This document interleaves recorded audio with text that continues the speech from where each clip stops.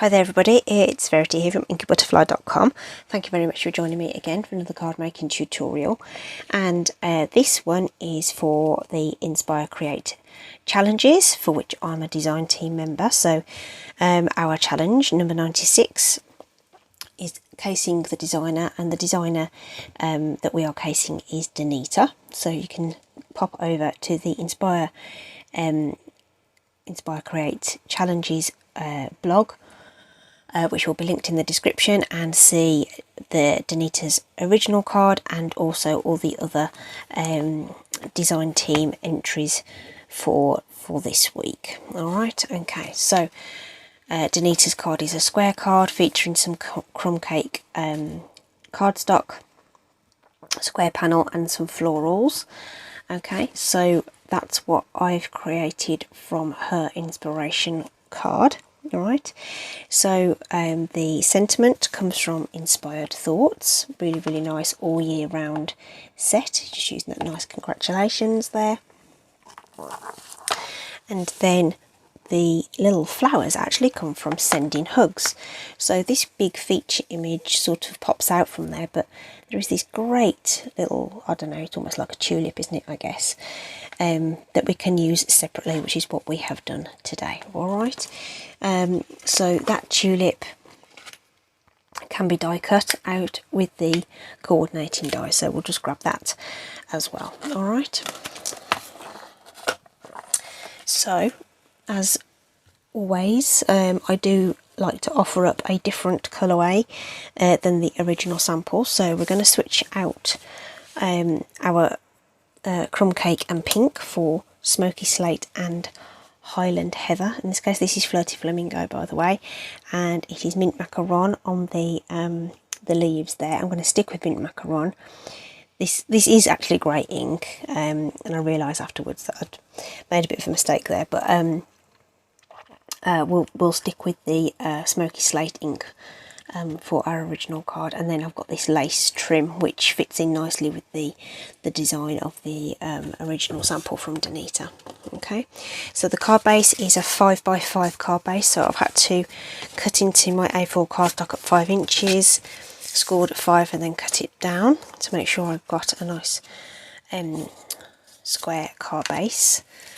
The Highland heather piece is 4 inches square, and then I've taken the white panel down by 1/8 of an inch down to 3 7/8 of an inch. So that's what we're working with in terms of the panel.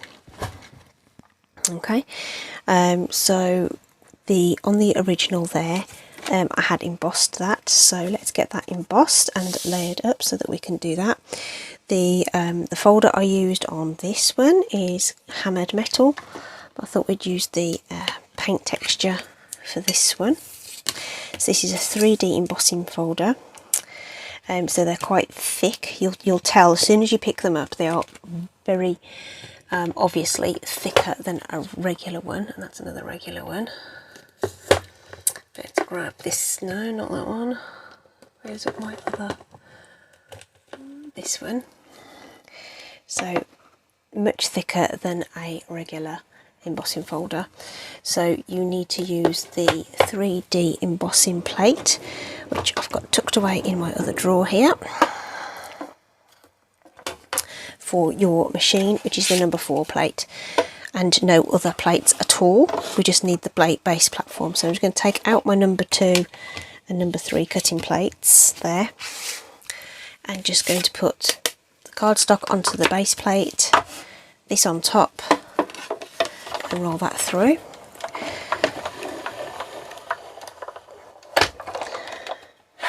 Goes through very easily.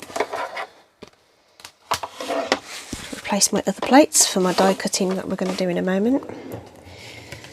And oops, piece of tape stuck to me.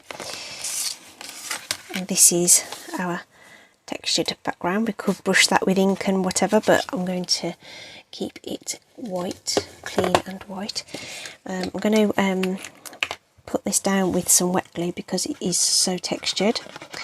Okay, so the other thing to bear in mind when you emboss some cardstock, especially with a 3D embossing folder where it's just so deeply embossed is that the overall dimensions of your cardstock may change ever so slightly because of the way the cardstock has had to change shape as it's gone through that embossing folder. But hopefully it shouldn't be enough to discourage. If you are concerned about it, emboss your piece of paper and then trim it down afterwards.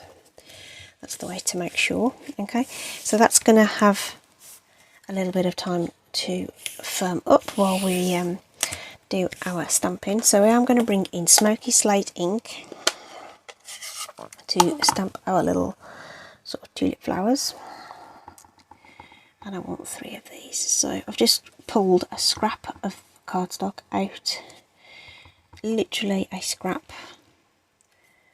No need to cut into a great long piece of cardstock. While the ink pad's out, I think what we'll do is we'll grab something else. Let's see if I've got, oh, here we are. I wanted to see if I had some little scrap sort of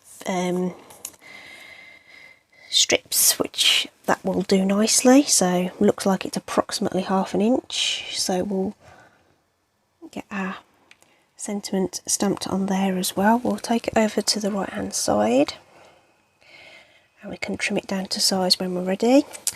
And we've stamped it upside down, but it's fine, we'll just live with it. I didn't even check the orientation of that stamp before I put it down, which was really daft of me, wasn't it? But it's fine, we'll work with it, whatever we'll do.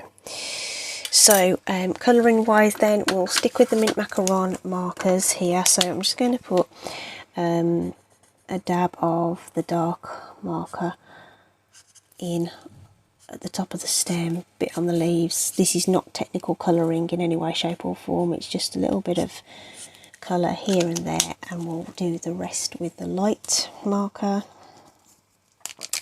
Just using the bullet tip, just to give that leave some colour. And we're die cutting it, so no need to stress too much about keeping things in the lines. It's going to look a bit streaky until the alcohol's dried out completely. Just going to switch to my, that's better. I think the other tip was just getting just a teensy bit dry.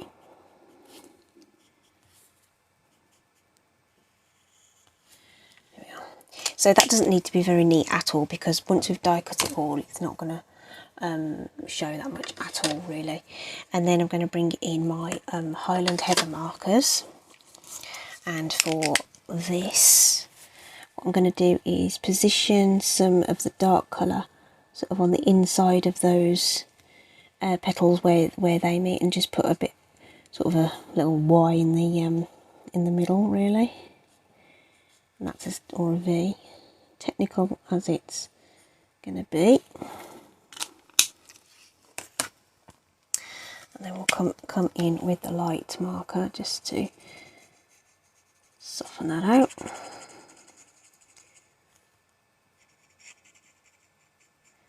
Nothing too technical at all with these. They're too small to do anything really fancy with, but it just gives them just a little bit of depth.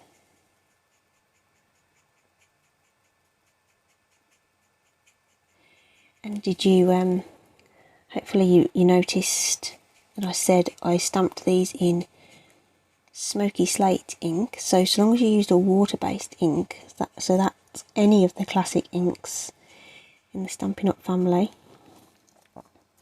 will work with the Stampin' Blends. Okay, so just a little note there that is something that you can do. Just going to put back in a little bit of my dark marker there.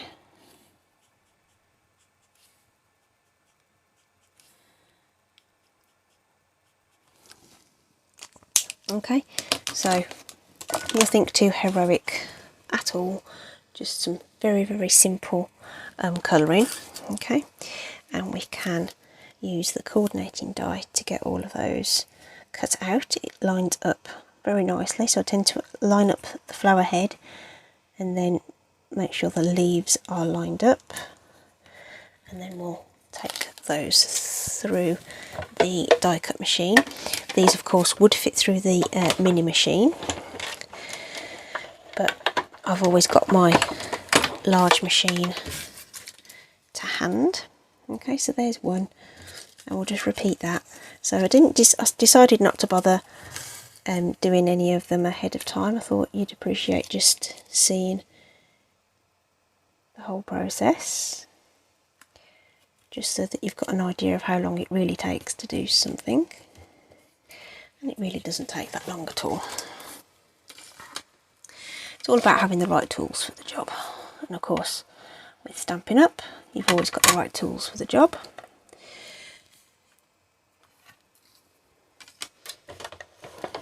So I just repositioned that die just slightly as I moved it over to the platform. It just moved ever so slightly. So I was just repositioning that, which you didn't see. And then, so this is just some low tack scrap washi tape that I've had in my stash. You can use it over and over again until it doesn't stick anymore. A bit like that. So we'll just switch another piece out.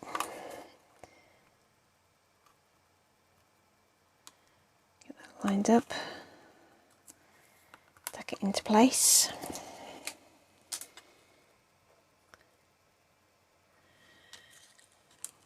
So I'm just having a bit of a problem with my hand today. It just hurts a little bit, so I'm just a bit of butterfingers today.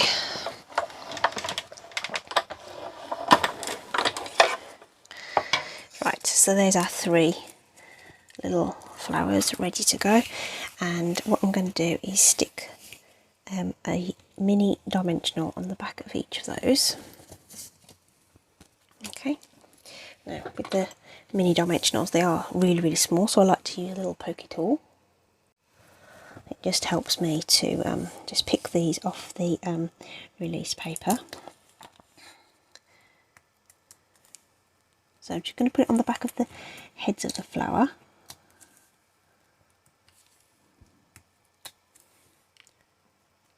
Okay. Right, so we've got those ready, and then we want to start putting some stuff together. Right, so let's put our oh, I know what we need to do first. We need to put our ribbon across, which I've lost. This is the lace trim. So I'm just going to put a couple of strips of tape there just to help me put that into place. Now, me being me, I do like to have all the you know, the scallops even on each side, so we'll just wrap that round. Just check the front, make sure it's sort of even. Yep. And then we'll use some seal to get that attached to our card base. So just rest that on the top before you press it down. Make sure you're happy, and then press. Okay, so that's that. Whoops.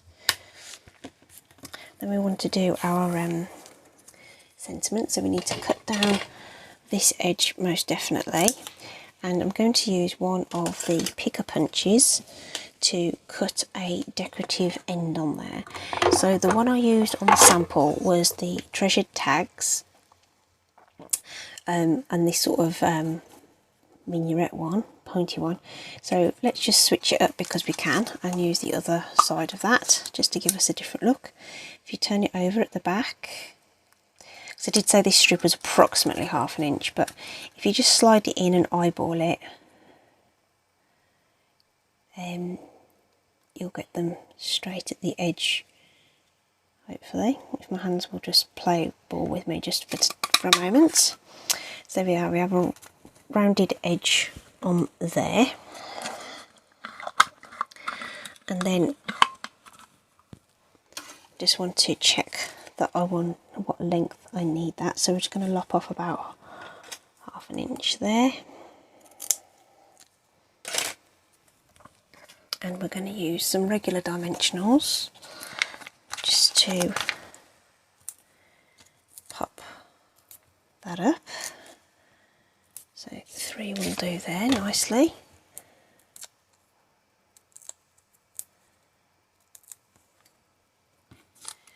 And I'm going to line that up with the edge here and just overlap this little piece of ribbon. Now that's come over a little bit further than I wanted it to, but we'll just work with it. Really needed the wording a little bit further over, so I've got room for my flowers, but we're just going to have to have them sort of hanging off a bit, I think. So let's take off the backings on these, and I'm going to use my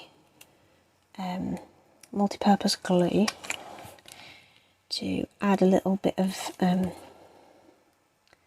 glue to there and a bit on each of the stems there where they meet the leaves.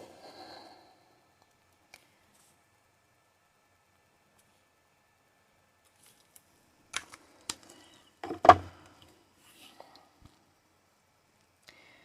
we're going to get these onto our card.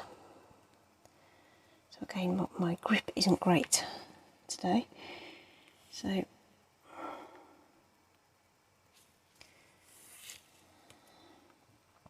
hope these land in the right place, or thereabouts anyway. So the dimensional on the back means that they end up at the same level as the sentiment panel there, and then the multi-purpose glue just helps those stems just stick into place. Okay, that one's just going off the edge, which I don't dislike actually. Okay, so say it's a bit further off to the left than I would have ideally liked it to be. And then the only thing to add is our little embellishments. So rule of threes, of course. So we're just going to use the smallest of these rhinestones, I think, just to frame up the design in our lovely little visual triangle. Okay, just like so. Just make sure they're pressed down nicely, and that, my friends, is it. I hope you like that. Say the position's a little bit off on that, but use your imagination and shift it over a little bit. I think you'll find that works quite nicely. Hope you like choice of colours. I think they're interesting. That could do with just being weighted down for a bit longer just to make sure that sticks, but you get the general idea. Hope you enjoyed it, and I hope that's given you another look at a stamp set where you may not have noticed some other elements in there that you could use. All right, so really pleased with that. Hope you've enjoyed it. Thanks ever so much for watching. Don't forget to check out the description and look at the Inspire.Create blog to see the challenge and join in there if you wish to. It'd be really great to see everyone else's designs on this one. I think it's a really nice flexible thing to case. Thanks to Danita for supplying the original. And that's it from me. Thank you so much. I'll see you soon. Bye.